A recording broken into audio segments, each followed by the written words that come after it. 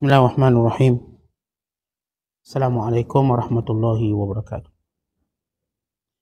Alhamdulillahirabbil alamin wal aqibatu lil muttaqin wala udwana illa 'alal zalimin. Asyhadu an la ilaha illallah wahdahu la syarikalah wa asyhadu anna Muhammadan abduhu wa rasuluh. Allahumma salli wa sallim wa barik ala sayyidina Muhammad wa ala alihi wa sahbihi ajma'in wa ba'du. Waqala al-musannifu rahimahullahu ta'ala wa nafa'ana Allahu bihi wa bi'ulumihi fid darini amin. Telah berkata Imam Al-Allamah Syekh Abdul Qasim Al-Kushairi, semoga Allah Ta'ala merahmatinya dan kita mendapat manfaat serta barakah ilmunya. Dikatakan bahawa Ali bin Fudail bin Iyad jika membeli sesuatu, dia melakukannya dari serambi pasar. Seorang yang menyarankannya, kalau tuan masuk pasar, tentu akan diberi harga yang murah.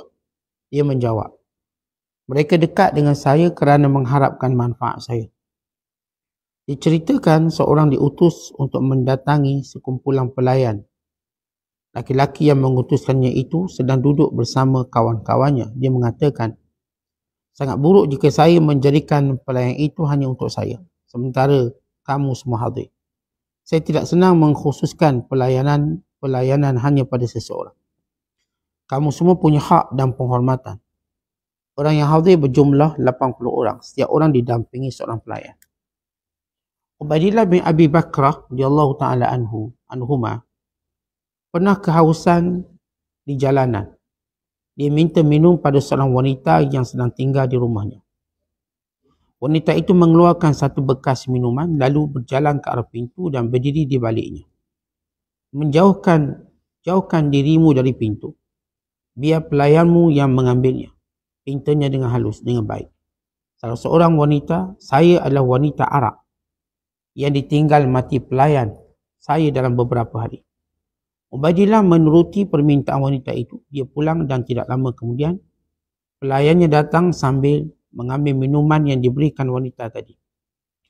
Berikan 1000 uang dirham ini kepadanya, pesannya pada pelayannya setelah meminum air pemberiannya. Subhanallah, engkau menghina saya. Wanita itu marah yang ditujukan pada Ubaidillah. Berikan kepadanya uang 20,000 dirham ini, pesannya lagi. Saya hanya mohon keselamatan pada Allah, kata wanita itu. Wahai pelayan, bawa uang 30,000 dirham ini kepadanya, kata Ubaidillah. Sebelum pelayan Ubaidillah tiba di pintu, wanita itu telah menutupnya. Di dalam dia mengumpat, dia mengata, celaka kamu. Akan tetapi pelayanan itu tidak kehilangan akal. Dia meletakkan wang di tempat pintu, kemudian ditinggalkan pergi. Wanita itu mengambil dan menyimpannya. Dan dia tidak pernah menyentuhnya sampai banyak orang yang mengambilnya. Dikatakan bahawa kedermawanan adalah pemenuhan bisikan hati yang pertama.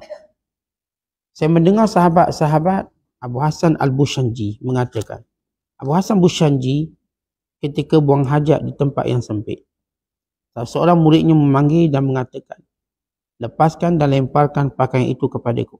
Saya akan memberikannya pada seseorang. Kemudian menanyakan kepadanya, mengapa engkau tidak sabar sampai engkau keluar dari tempat sepi ini?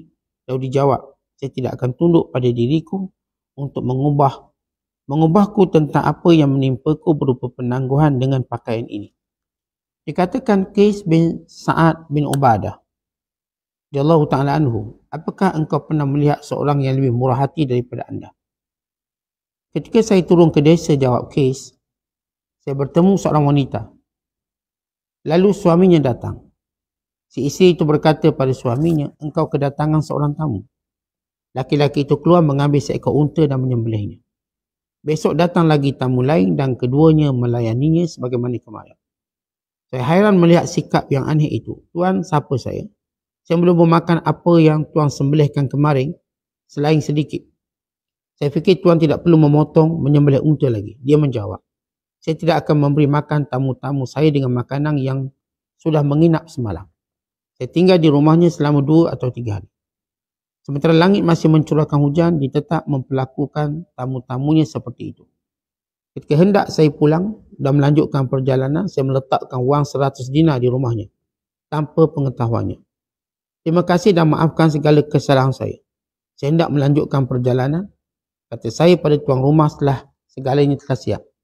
Saya pun berangkat ketika matahari naik setinggi beberapa tombak. Tiba-tiba, saya dikejutkan oleh suara laki-laki yang berteriak-teriak di belakang saya. Berhenti wahai musafir yang hina. Engkau telah memberiku harga pelayananku pada tamu-tamuku. Dia berkata dengan dada sengit.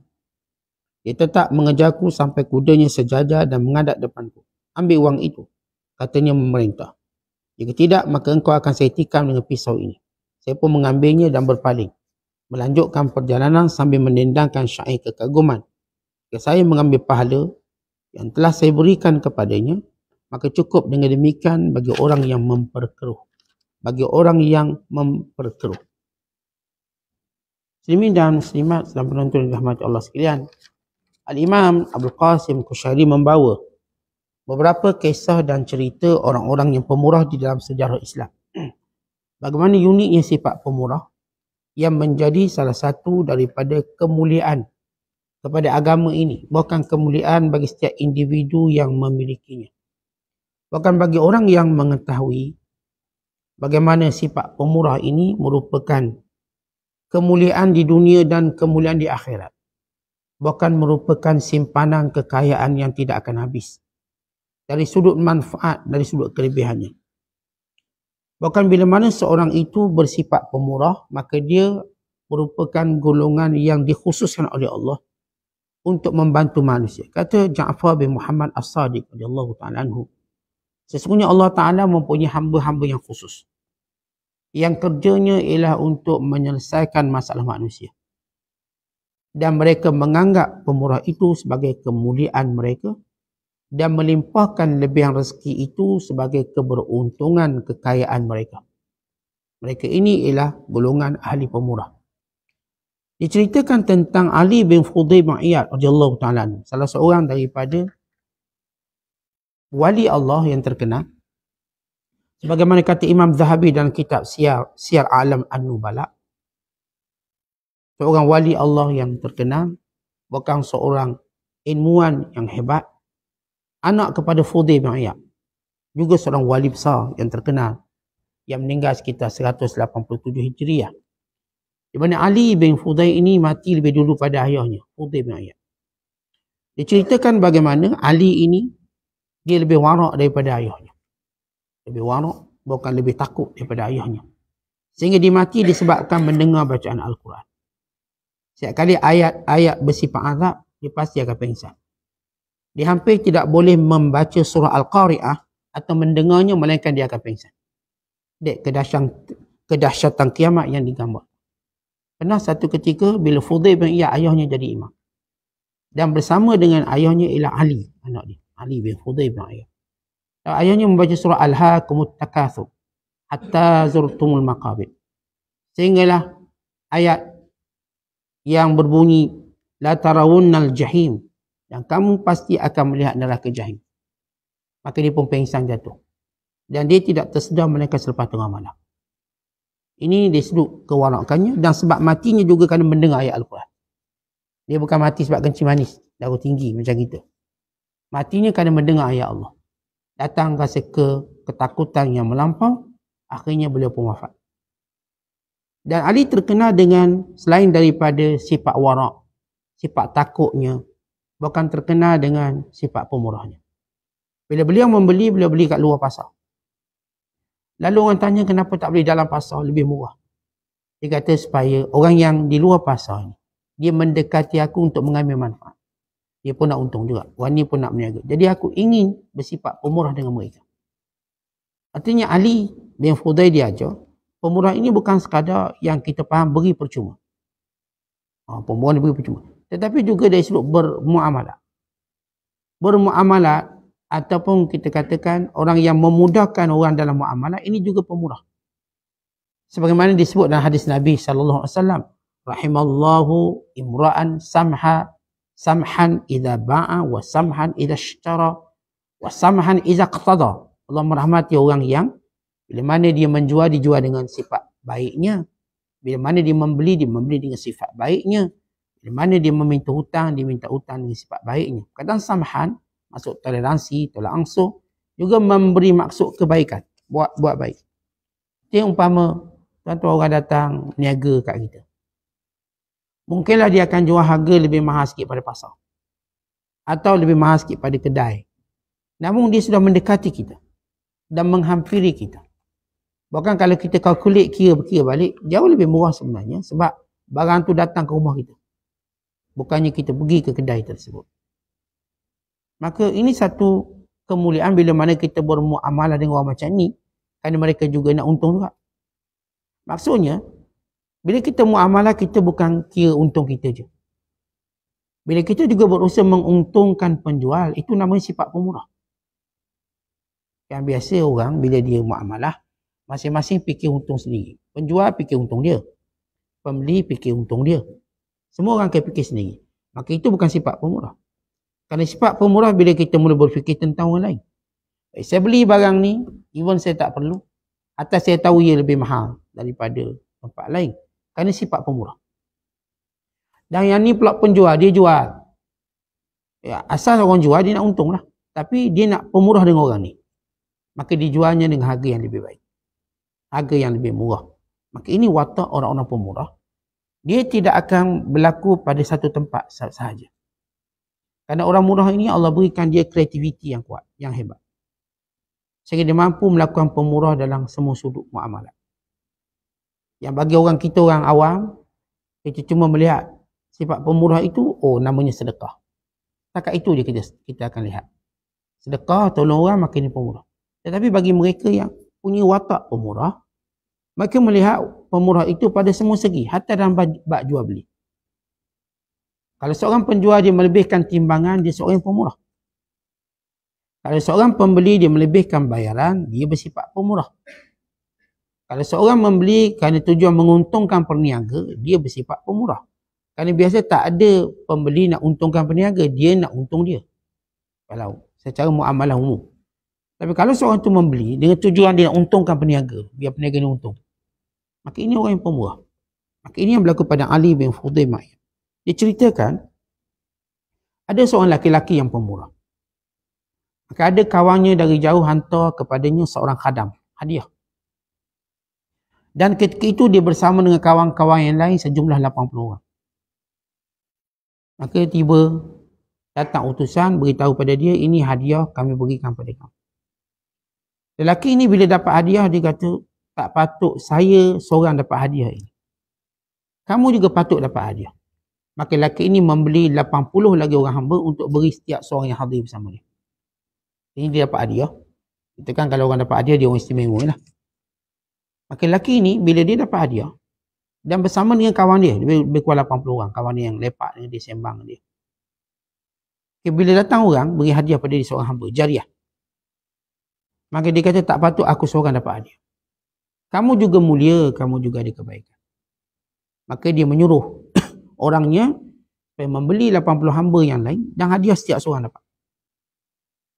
Ini sifat pemurah yang jangan kita berfikir demikian. Kalau kita dapat hadiah, kita rasa itu pengkhususan khas untuk kita, dah cukup. Nabi SAW sebagaimana diriwayatkan oleh Salman Al-Farisi. Rasulullah bila dapat sedekah, Rasulullah tak makan sedekah. Maka Rasulullah bagi pada sahabat. Dan Rasulullah SAW bila dapat hadiah, Nabi akan berkongsi dengan sahabat. Kalau dapat sedekah, beri sahabat semua. Sebab Rasulullah SAW tak makan sedekah. Diharamkan menerima sedekah untuk diri baginda. Tetapi bila Salman Al-Farisi nak tahu apakah ini Nabi atau tidak, Rasul atau tidak, lalu diberinya hadiah. Maka Rasulullah SAW bila beri hadiah, Nabi akan berkongsi dengan semua orang. Maka ini watak pemurah Nabi SAW. Diriwayatkan bahawa Ubaidillah bin Abi Bakrah, Ubaidillah adalah anak seorang sahabat bernama Abi Bakrah Al-Thaqafi radhiyallahu ta'ala anhu. Anaknya bernama Ubaidillah, yang meninggal pada tahun 79 Hijriah, seorang qadhi dan seorang pemimpin tentera pada zaman Hajjaj Yusuf Al-Thaqafi. Dilantik oleh Hajjaj Yusuf Al-Thaqafi untuk menjadi qadhi, hakim. Bahkan beliau juga adalah seorang pahlawan yang hebat. Ubaidillah, dia kata satu hari dalam perjalanan dia kehausan. Air dia habis. Malaikat dia jumpa sebuah rumah, ada sebuah rumah. Lalu dia berhenti kat rumah tersebut bersama dengan khadam dia dan dia meminta daripada tuan rumah tu air. Lalu tuan rumah dalam tu seorang perempuan. Seorang perempuan yang tidak berkahwin, tapi dia ada khadam dia. Namun khadam dia baru mati. Maka bila Ubaidillah bin Abi Bakrah ketuk pintu dia, laung dengan suara berkata, ada tak sedikit air untuk bantu kami? Lalu perempuan ini pun ambil air. Dia kata, boleh tak awak lari daripada pintu tu? Sebab saya ni seorang perempuan yang tak ada khadam. Ini perempuan yang jaga aurat. Perempuan yang jaga maruah. Kerana perempuan yang menjaga maruah, dia tak akan berhadapan secara bersemuka dengan lelaki-lelaki yang bukan mahram. Tanpa sebagai keperluan. Hatta kalau ada keperluan, dia cuba elakkan. Maka dia tak nak menjadi tatapan lelaki yang bukan mahram. Dia kata, boleh tak awak lari jauh sikit daripada pintu? Saya akan letak air kat pintu ni, nanti awak suruh khadam awak ambil. Awak tak payah ambil lah khadam. Sebab di sana dalam bab aurat, khadam lebih ringan. Bab aurat. Khadam itu hamba-hamba. Hamba dia aurat dia lain berbanding dengan orang merdeka. Muamalah dengan hamba lain. Lalu perempuan ini letak air kat pintu. Dan Ubaidillah bin Abi Bakar dia pun menjarakkan dirinya daripada pintu supaya dia tak rasa perempuan itu terganggu. Maka lepas letak depan pintu, dia pun tutup pintu balik. Tanpa menzahirkan wajahnya, dirinya. Ini perempuan yang ada karamah, kemuliaan. Karena perempuan yang ada kemuliaan tak mungkin membiarkan dirinya untuk dipertontonkan oleh mana-mana orang. Lalu datang khadam Ubaidillah bin Abi Bakrah ambil air. Maka Ubaidillah bin Abi Bakrah, bila orang ni tolong dia berair, maka dia suruh khadam dia ambil duit 10,000 bagi perempuan. Ambil 10,000, beri ke dia. Dia letakkan dekat pintu dia. Dia kata, ini 10,000 pemberian tuang saya, Ubaidillah. Lalu kata perempuan ini, bila dapat 10,000, dia kata, subhanallah, kau menghina saya. Sebab saya ni tolong awak, bukan saya minta bayaran. Tapi hamba ini memujuknya, suruh ambil ni. Ini pemberian. Dia ambil dengan keadaan dia tak redha. Ambil, tak suka. Lalu Ubaidillah suruh hantar lagi 20,000. Hantar lagi 20,000. Bila hantar 20,000, lalu perempuan kata, as'alullah al-afiyah. Semoga Allah selamatkan saya, afiatkan agama saya. Dia bimbang berlaku kekeruhan dalam dirinya. Apa dia? Bila kita buat baik, lalu dapat upah. Tujuannya buat baik. Tapi dah diberi, dia ambil. Kerana makruh menolak pemberian yang tidak dicita-citakan. Dia makruh kan. Kena ambil lah. Suka tak suka kena ambil. Akhirnya Ubaidillah hantar lagi 30,000 dia. Beri 10, 20, 30. Jadi 60,000. Untuk sebekas air. Pun dia tetap merasakan perempuan itu lebih pemurah. Kerana pemurah ialah orang yang memulakan, bukan orang yang membalasnya. Siapa yang memulakan kebaikan, dia lebih pemurah daripada yang membalasnya. Lalu dia beri 30,000. Perempuan ini berkata lagi. Dan kadang dia pun tutup pintu. Tak nak buka dah. Tak nak jumpa dah khadam. Terus tutup pintu. Lalu perempuan ini menyatakan, celaka kamu. Celaka kamu. Artinya, waihak. Dia orang Arab selalu kataan waihak, celaka. Atau, kalau kita bukan maksud melaknat orang tu. Bukan maksud. Itu satu kalimah untuk tunjukkan, kenapa buat melampau sangat ni? Melampau sangat membalas kebaikan. Akhir perempuan ni terus tutup pintu, tak nak terima duit. Lalu orang tu tetap letak di luar pintu ni. Di sini ada sedikit kesilapan terjemahan. Dia kata wanita itu mengambil dan menyimpannya, ya. Dia tidak pernah menyentuhnya sampai banyak orang mengambilnya. Ini bukan sampai banyak orang mengambilnya. Bila cerita tentang perempuan itu mendapat duit yang banyak, ini heboh kat kampung. Muamalah dia dengan Ubaidillah bin Abi Bakrah. Akhirnya ramai yang datang nak minang dia. Perempuan ni tak ada orang pandang dia lah. Perempuan biasa duduk kampung. Ada seorang khadam. Tiba-tiba orang dengar. Pertama kan sifat yang pemurah dia. Yang kedua tengah dia pula banyak duit. Maka ramai fakathura, dia terjemah dia, fakathura khuttabuha. Maka banyaklah tukang-tukang pinang dia. Ramai perempuan, lelaki-lelaki yang meminangnya. Dia apa? Dia nampak akhlak perempuan ni baik. Menjaga maruah diri. Pemurah. Dan juga tidak senang dengan diberi balasan dengan kebaikan dia. Tak senang. Dia tak ambil dengan rasa seronok. Melainkan dengan rasa berat. Dan orang tahu pula dia banyak duit.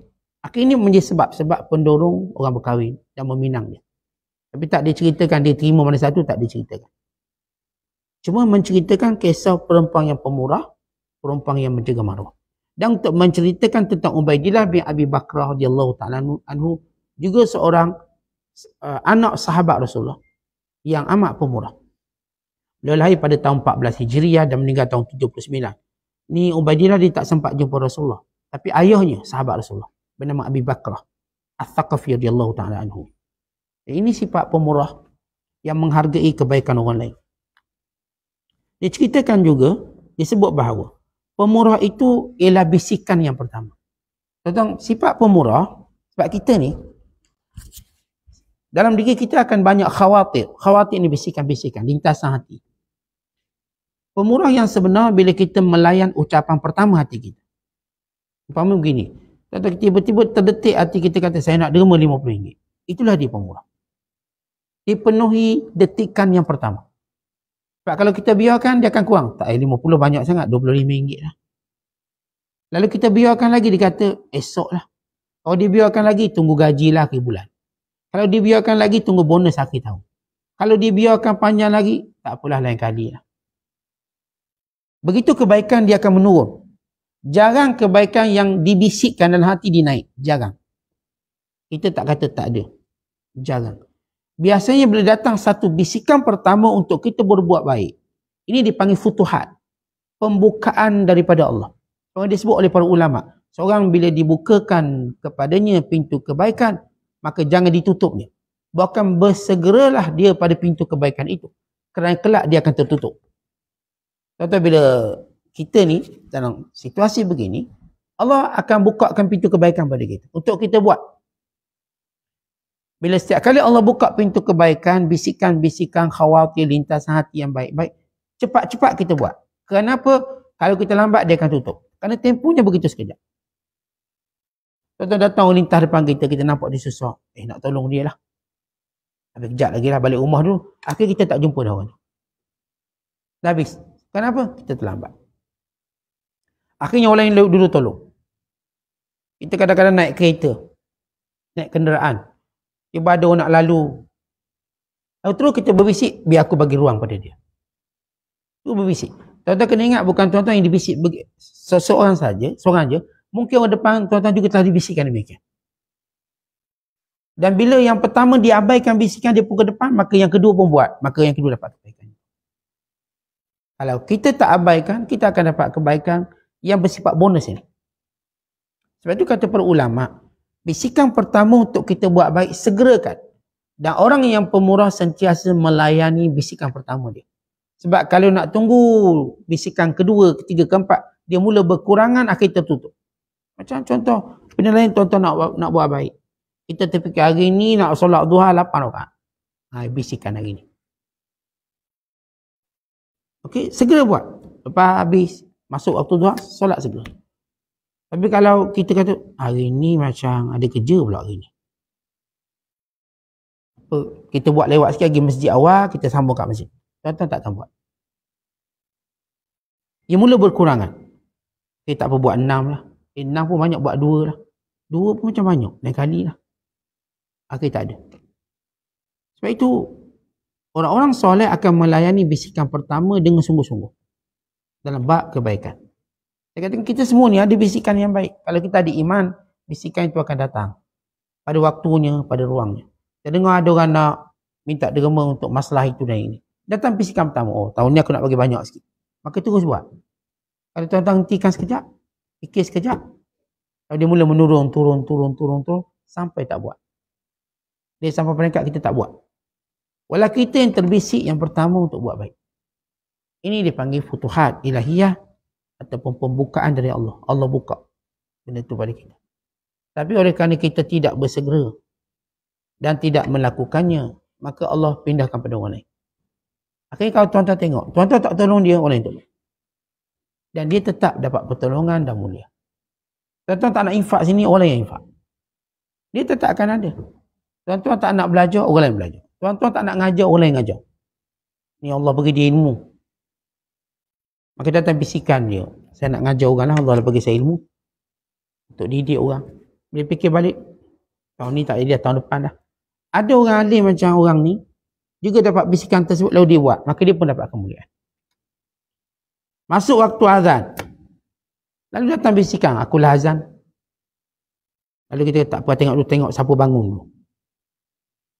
Akhirnya kita akan dipintas oleh orang lain. Kerana itu bila terbisik saja untuk buat baik, segera buat. Jangan tangguh. Walaupun di tempat yang kita rasa biasanya orang tunggu. Inilah cerita seorang ulama yang bernama Abul Hasan Al-Bushanji atau namanya Ali bin Ahmad yang meninggal dunia tahun 348 Hijriah. Di terjemahan dia kurang tepat. Saya olah kembali cara mudah. Satu hari Imam Al-Bushanji dia qada hajat. Qada hajat, tiba-tiba dia dengar seorang meminta sedekah. Qada dengar minta sedekah. Maka dia terus berkata kepada khadamnya, ghulam dia, ambil jubah aku beri pada dia. Lalu kata ghulamnya, Tuan Guru tak boleh habis qada hajat dia bagi. Dia terus bagi. Selepas selesai qada hajat. Lalu muridnya bertanya, kenapa Tuan Guru terlalu bersegera? Walau tengah qada hajat. Ada tempat yang biar dululah. Lalu dia kata, bila mana seseorang itu telah diberikan kebaikan, maka jangan ditangguhkannya. Karena itu aku tak suka menangguhkan. Kalau kita perhatikan ayat Al-Quran bila Allah menyebut fastabiqul khairat, berlomba buat baik. Kita bukan sekadar berlomba dengan orang dalam buat baik. Kita juga berlomba dengan diri kita. Kerana diri kita ini bila kita nak buat baik dia ada tempoh. Ada tempohnya kita sebut hari ni, esok, lusa. Lalu kita berlomba untuk dapat yang waktu paling cepat. Untuk kita berikan. Maka Imam Abu Ali Al-Bushanji atau nama Ali bin Ahmad Al-Bushanji, Abu Hasan Bushanji, radhiyallahu taala anhu, dia bila orang minta sedekah dan dia tak tunggu tempoh yang panjang, walau dia sedang qada hajat, terus diberikan. Terus dia isyaratkan. Ini kisah Abu Hasan Bushanji. Dia ceritakan tentang kisah seorang sahabat Rasulullah. Namanya Qais bin Sa'ad bin Ubadah. Qais bin Sa'ad bin Ubadah, seorang sahabat Rasulullah sallallahu alaihi wasallam yang terkenal dengan sifat pemurahnya, dan beliau bukan sekadar dia pemurah, dia adalah keluarga pemurah, min baitil karam. Bukan atuk dia, atuknya bernama Ubadah, bukan moyang dia, semua ni keluarga pemurah semenjak zaman jahiliah. Bila sampai waktu makan, dia akan upah seorang, panggil siapa nak makan, datang rumah kami. Maka ramailah orang datang kepada dia. Demikian setiap kali sampai waktu makan. Ini keluarga dia. Artinya Qais pemurah, Sa'ad juga orang pemurah, Ubadah juga seorang pemurah. Ini siapa atuk dia pemurah. Keluarga yang dipuji oleh Nabi SAW. Dari sifat pemurahnya. Kita tahu kisah Sa'ad bin Ubadah radhiyallahu ta'ala anhu, iaitu ketua kepada kabilah Khazraj yang pernah dicalonkan menjadi khalifah pengganti Rasulullah selepas kewafatan baginda, yang berkumpul di Saqifah Bani Sa'idah yang terkenal. Yang tuan-tuan pergi ke Madinah, tuan-tuan pergilah Saqifah tu. Di tempat perkumpulan orang-orang Khazraj. Ketua inilah Sa'ad bin Ubadah. Dia pemurah. Anaknya bernama Qais. Juga sahabat Rasulullah. Ia amat pemurah. Bukan sekadar pemurah, bukan dia pahlawan yang gagah yang kuat. Dan Qais ialah sahabat Rasulullah yang paling tinggi sekali di kalangan sahabat. Dia orang yang tinggi. Dan dia tak ada janggut. Orang Arab kalau tak ada janggut ni aib. Tapi dia baik. Sehingga orang-orang yang mendapat kebaikannya berkata, kalau kami ada duit banyak dan janggut boleh dibeli, kami beli janggut beri kepada dia. Sebab dia tak ada janggut.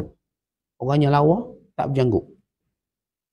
Ini kes yang pernah dikatakan dalam peristiwa yang kita pernah ceritakan. Sebelum kita tak lihat bagaimana kes menceritakan ada orang lebih pemurah pada dia. Walau dia pemurah yang tak boleh dilawan, hebat zaman ni. Di samping saya katakan kesnya orang gagah, orang kuat. Penunggang kuda yang handal. Dan orang yang paling tinggi dengan sama.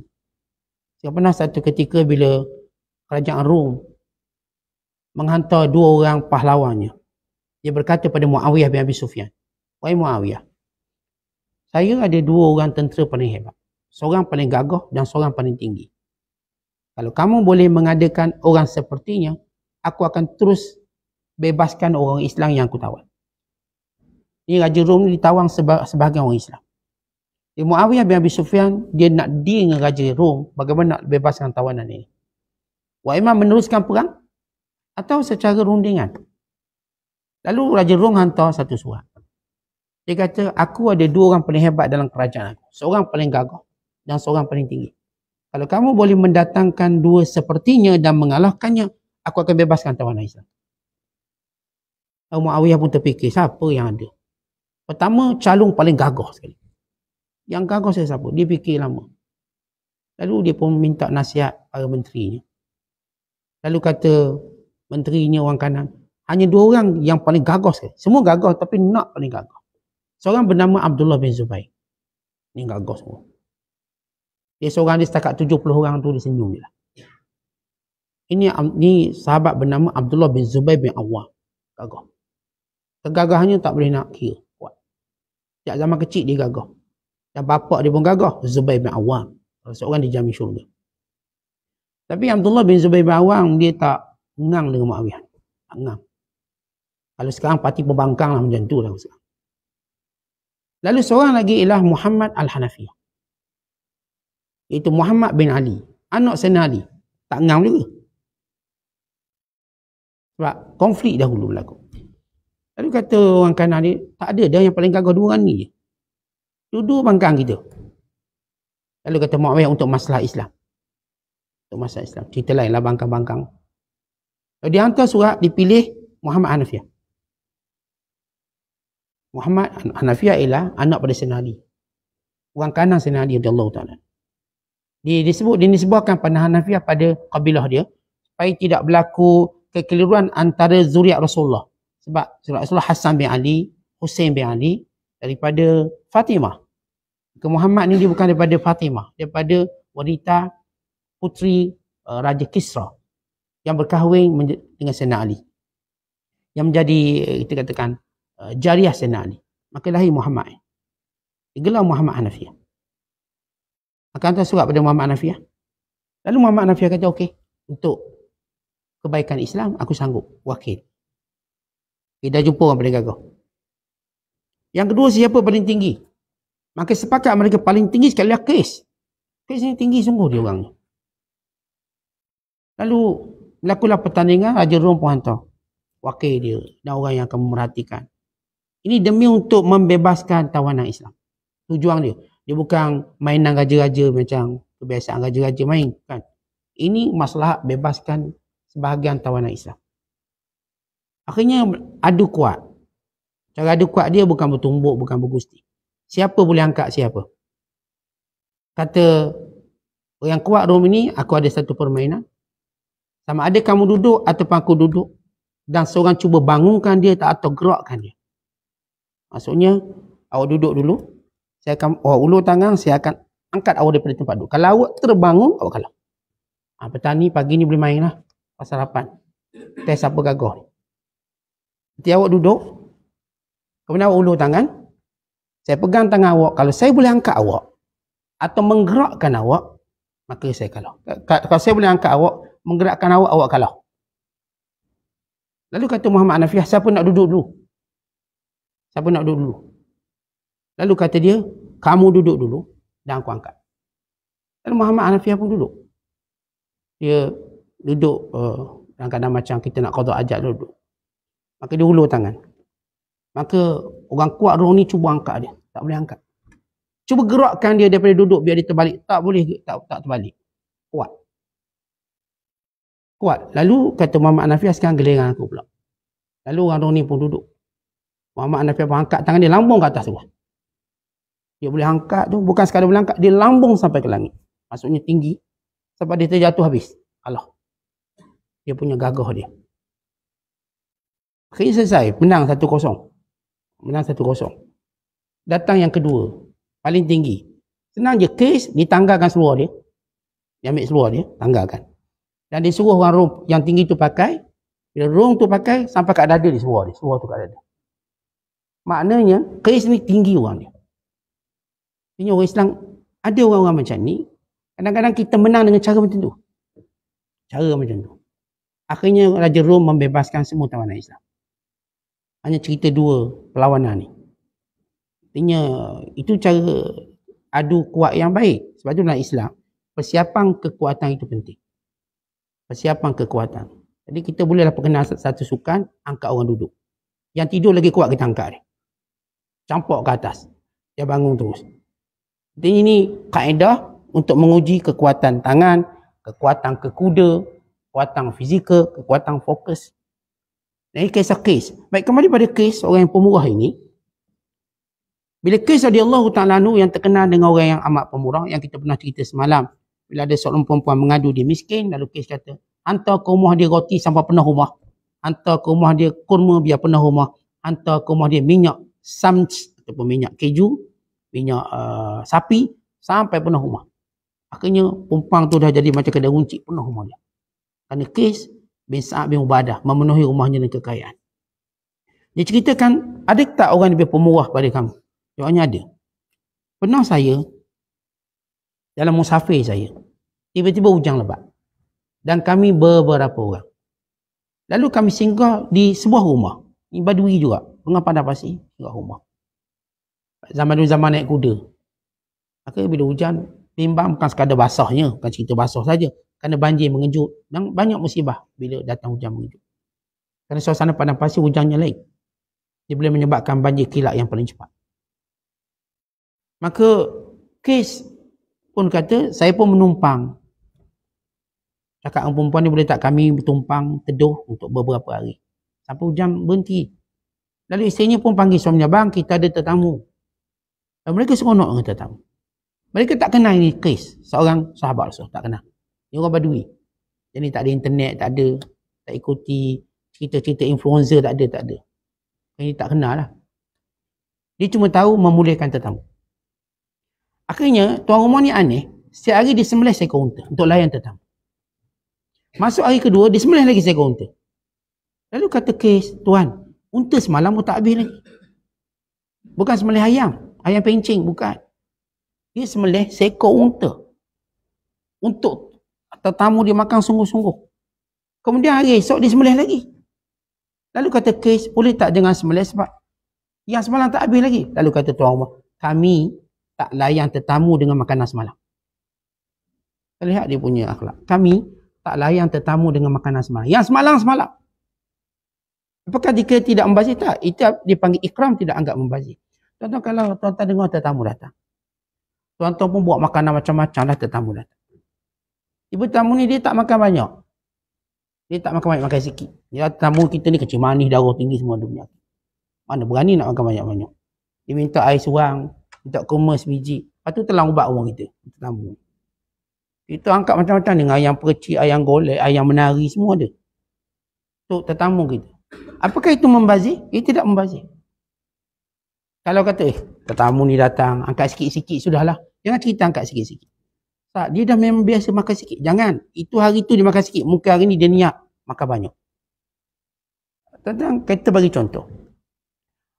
Datang tetamu yang kita muliakan ini. Kita pun angkat banyak. Tiba tengok, dia makan sikit je. Dia secubit ayam, secubit daging. Lepas tu dia cerita nak datang lagi bulan depan.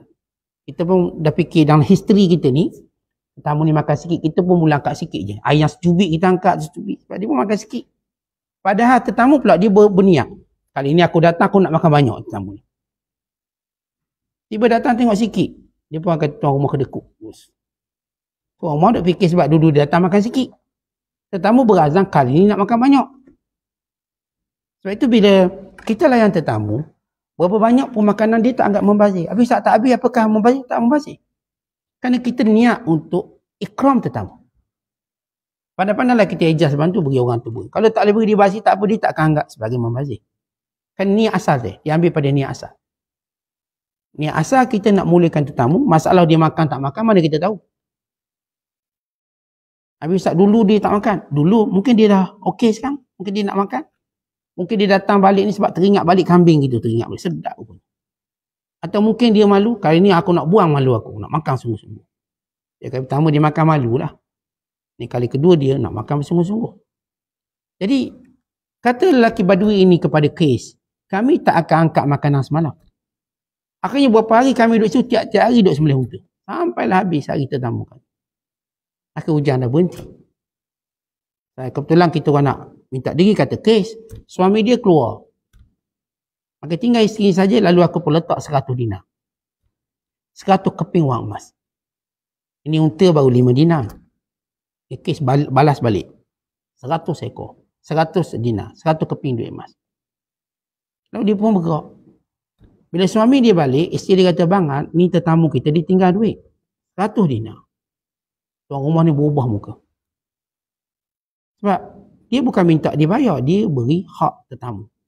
Maka dia kejar balik tetamu tadi, Qais bin Sa'id. Qais bin Sa'id bin Ubadah. Kejar, bawa tombak sekali. Kejar, dia kata ambil balik. Dia sebut di sini, berhenti wahai musafir yang hina.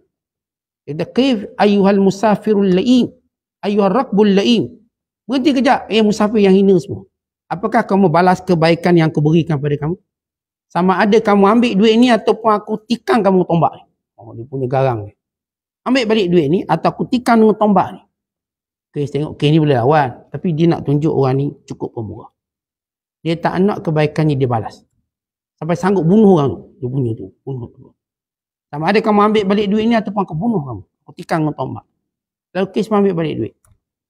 Lelaki ni pun berlalu sambil menyebut syair. Di sini dia terjemah salah sikit. Yang sebut syair ni Badui ni. Badui ni berkata, jika saya mengambil pahala yang telah saya berikan padanya, maka cukup demikian mengeruhkan pahala saya. Saya buat baik ni sebab nak dapat pahala. Tiba-tiba dia beri duit pada saya, maka pahala saya keruh lah. Niat tu jadi berubah. Memang niat asal tadi nak buat baik, nak tolong, nak ikram. Tiba orang bagi duit, jadi boleh keruh kebaikan tu. Kadang-kadang, tuan-tuan kita kat jalan tengok orang tayar pancik, kita pun tolong dia. Memang kita asal niat tak ada nak cerita duit. Ibu yang ni ambil dah RM50. Boleh ambil tak ambil? Boleh ambil sebab kita pun tak ada niat. Tapi bila kita fikir lebih jauh, takkanlah saya nak keruhkan kebaikan ini dengan cara ambil duit. Sebab kalau saya tak ambil, maka orang ni tahu tentang kemuliaan menolong orang tanpa sebarang balasan. Kalau saya ambil, nanti-nanti dia ni yang kena musibah. Kalau kena lagi musibah, dia takut orang tolong dia sebab kena bayar RM50. Itulah dia tak buat duit hari tu, katakan. Akhirnya, dia mungkin menolak pertolongan orang yang ikhlas. Hanya kerana takut dia kena bayar. Maka kerana itu tak mengambil lebih baik. Ini tuan-tuan sekalian, bila kita nak mengajar keikhlasan, kita memang kita tolong orang dengan baik. Tolong dengan ikhlas pada Allah. Maka jangan dikeruhkan keikhlasan tadi, tiba-tiba orang bagi upah. Atau kita tuan rumah, kita pun jamu dia. Jadi dia pun nak tunjuk baik juga. Bila balik dia pun hulur duit kita RM500. Boleh ambil? Boleh ambil. Tapi kita bimbang nanti kalau datang, kita layan dia, kita pun harap RM500 lagi. Kita bimbang. Maka kita tak ambil, jangan bagi saya. Ini percuma bukan kedai makan ni. Kalau kedai makan seburuk-buruk kedai makan, sebab kedai makan pun tak cah RM500. Pada kurang ni kalau kira semua baru 150. Ini kalau kita sebut. Dan tambahan lagi, kedai makan lagi sedap pada kedai rumah saya. Kedai makan lagi kursi lawa pada kursi rumah saya. Dia tak layak nak bayar ni. Saya beri ni kerana kemuliaan. Kalau kita ambil, tak salah. Apakah berdosa? Tak salah. Sebab dua-dua tak ada niat untuk dapat benda tu. Jadi tuan rumah yang jamu, dia bukan niat nak dapat duit. Tapi tiba-tiba orang yang dijamu bagi duit. Boleh tak diambil? Boleh ambil. Cuma bimbang berlaku kekeruhan pahala. Bimbang berlaku. Bimbang bila? Bukan sekarang, akan datang. Nanti akan datang, bila datang tetamu kita tahu. Tamu ni mesti dikira belakang harga, kita pun angkat. Hari tu angkat selayan dia bagi 50, ni angkat siakak mau 100,5. Oh, kita pun dah jadi macam bisnes dah. Dan bila kebaikan bertukar bisnes, maka kita bimbang. Dia akan merosakkan keikhlasan kita, kebaikan kita. Sekaligus merendahkan kemuliaan kita di sisi Allah SWT. Ini cerita kisah-kisah orang yang pemurah. Bagaimana mereka berusaha menjadi pemurah. Kerana mereka semua tahu ganjaran besar yang disediakan di sisi Allah. Dan kerana mereka ingin menjadi golongan elit Allah yang disebut sebagai kaum yang khusus. Inna lillahi ibadan ikhtassahumullah biqada'i hawaijin nas. Allah ada sejumlah hamba khusus yang kerjanya menolong manusia. Sini grup elit Allah, maknanya orang yang dekat dengan Allah. Dia punya kerja dia duk fikir macam mana saya nak tolong orang. Dia bukan fikir macam mana orang nak tolong dia. Ini golongan-golongan yang tinggi keikhlasannya. Orang-orang yang pemurah hidupnya. Sebab kita dah sebut semalam, orang paling baik, yang paling beri manfaat. Orang ni sentiasa fikir macam mana saya boleh tolong orang dengan idea, dengan pendapat, dengan wang ringgit. dengan tenaga, dengan apa saja saya boleh tolong. Atau kita pernah berada pada zaman masing-masing sibuk nak tolong orang berbanding diri mereka. Yang kita pernah ceritakan kisah persaudaraan Aus dan persaudaraan antara orang Ansar dan Muhajirin. Masing-masing berusaha untuk tolong dan berusaha untuk memberi manfaat pada sahabat. Dan tidaklah mereka bersahabat kerana Allah. Mereka masing-masing berusaha untuk beri apa yang lebih baik kepada kawannya. Jadi kalau kita bersahabat kerana Allah, bukan kita ni tak ada, dia je bagi tak. Kita berusaha macam mana saya boleh beri kebaikan pada dia lebih baik daripada kebaikan yang diberi pada saya. Maka mereka akan berlomba-lomba. Yang ni buat cara ni, yang buat cara ni. Yang ni beri kebaikan cara ni, yang ni beri kebaikan cara ni. Akhirnya mereka saling doa-mendoa. Dan ini disebut oleh Abu Darda. Ada orang yang tidur tapi mendapat keampunan Allah. Dia tidur, dapat keampunan Allah. Kenapa? Saudaranya memohon keampunan Allah untuk dia. Saudaranya bangun qiyamul lail, sedangkan dia tidur malam tadi. Bangun tadi pun subuh, kemudian sambung dah kuliah sikit. Dan saudara dia tadi bangun malam, tak tidur-tidur sampai sekarang. Dia doa, ya Allah ampunkan dosa saudaraku.